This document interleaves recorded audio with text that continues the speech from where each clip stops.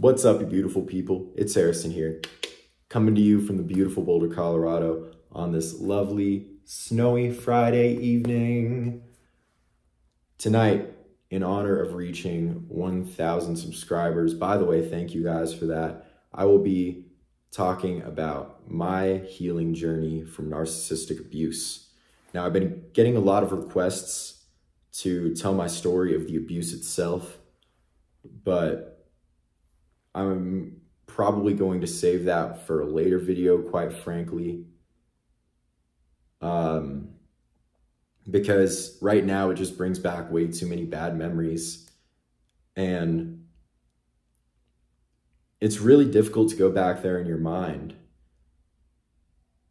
If you have experienced narcissistic abuse, you know exactly what I'm talking about. It really brings you to a painful place in your mind, and you sort of start to lose your train of thought, and it's really hard to tell a story that's understandable just due to the visceral reaction that these people evoke within you, which is what I'm going to be talking about today. So, my healing experience. It started with what could best be described as a state of psychosis. You absolutely lose your mind. I know I did. But then everything becomes very clear to you, because you come to a realization that you have been clinging so dearly to the good deeds that the narcissist has done for you that you have successfully forgotten about all of their wrongdoings. And it's very, very scary, because the narcissist will definitely do great deeds for you. They'll definitely play the part of a good friend or a good partner or a good parent, a good family member. But once you ignore those good moments, a much darker and seedier underbelly of the narcissist is revealed. If you've experienced the abuse for yourself, you know what I'm talking about. But yeah, you sort of have this moment where you just lose your mind. You don't know who you are anymore. You feel as though it's being corrupted. You feel as though people are watching you. You feel like everybody's out to get you. It's terrifying. And after I realized all of the wrongdoings that the narcissist hid from me, I saw them in a very different light. And I could never unsee that. And after I was in this psychotic episode, committed to a mental hospital for 72 hours, I went on my phone because one of the doctors in the psych ward told me about narcissistic personality disorder. And the doctor recommended that I looked it up, because I told people about my experience, and he told me about narcissism.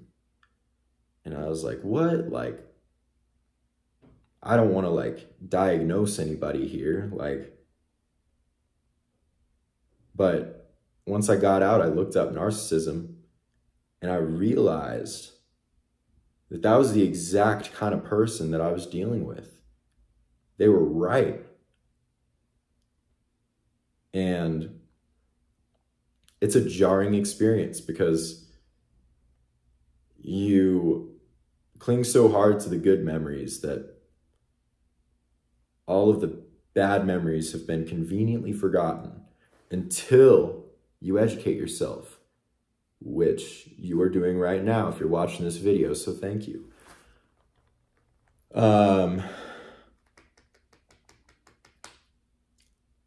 Yeah, but after I educated myself and started watching videos on it, I'm just like, that's what that person is. That is what they are. And it all clicks. It's like puzzle pieces fitting into place just automatically. You come to so much clarity in your mind. But I'm not gonna, sugarcoat this and be all rainbows and sunshine about it. I'm not gonna lie. It does leave an impression on you that's very hard to heal from. If you've suffered the abuse, after I made this realization, a deep fear set in, a deep paranoia set in. And I just wanted to stay inside. I just wanted to stay inside and sleep and just watch movies over and over again. And it did make me on edge, very on edge. Like I left my fists clenched all the time. Like I was always looking over my shoulder. You're always afraid. And then that fear gives way to anger. And this was probably the scariest part of it for me, because if you know anything about me, I'm not an angry person. I wear my anger on the outside so I don't have to feel it on the inside. So I really don't like to be angry, but narcissistic abuse is genuinely an enraging experience. It inspired a rage within me like no other. And that rage was very uncomfortable for me. And it led to a lot of very ugly outbursts and just psycho behavior. Like, I'm not going to sugarcoat it. But then once the anger subsides, you just sort of feel like you're in a state of mourning, quite frankly, because you got to think that you have lost someone very close to you. You have gone no contact, which, by the way, is essential to your healing. But when you go no contact, you still feel an impending guilt that you're leaving this person, but you need to assert the idea that this is what's best for your own mental healing. And that was the realization that really helped me kind of process this experience and kind of the trauma that comes with it.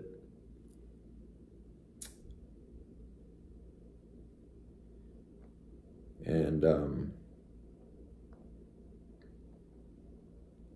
yeah, after that state of mourning, that very deep, bleak sadness, I sort of just felt reborn in a way. You feel reborn in a way because you realize that you no longer have to feel guilty for enjoying things, and you can come closer to the person you once were before the narcissist, because the truth is you will never be the same person post narcissistic discard. You will never be the same person you were. But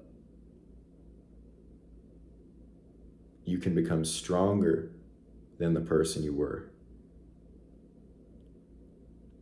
Always remember that. Always remember that.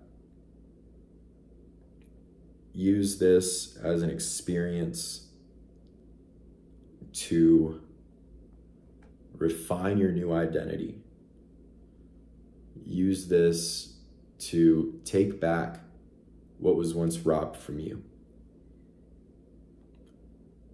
You can finally see the joy in life again once you go through that grieving process. You really can find the joy in life again. You start to enjoy things like you never have before. You will walk outside and you'll enjoy the sunlight a little more every day. And that's a good feeling. That's a really good feeling. Believe me.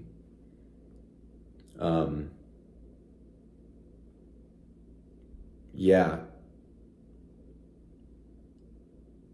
Once you come to terms with the fact that you no longer have to carry that guilt and that blame that the narcissist forces you to place upon yourself, that is when you finally start living again.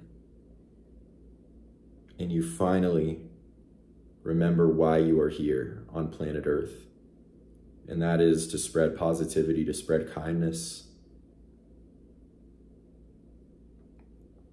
which I hope to do with these videos. So, I'm going to be quite honest with you. I am not done when it comes to healing. There's still habits that I need to recover from, poor coping mechanisms, and there are some changes that I need to make in my life. There are some things that I need to reevaluate, but I've reevaluated things enough to be able to describe my experience and things that have worked for me in the past. So I figured with that vocabulary alone, it would be best to spread the message. So I began making these videos. I told my therapist about it, and she said it would be productive, so here I am. And these truly do help when it comes to healing. I will get closer, ever so slowly, to being able to tell my story in concise and comprehensive detail, but it's definitely going to take a lot more kind of work in therapy and a lot more work in these videos to do. So if anything, I'll probably do it for a 10,000 subscriber special, because yeah, it's really going to take my time to get over some of the pain that it's caused for me. So anyways, that's my best description of my personal healing journey from narcissistic abuse. Thank you guys for watching. Hope you guys have a wonderful night. Peace.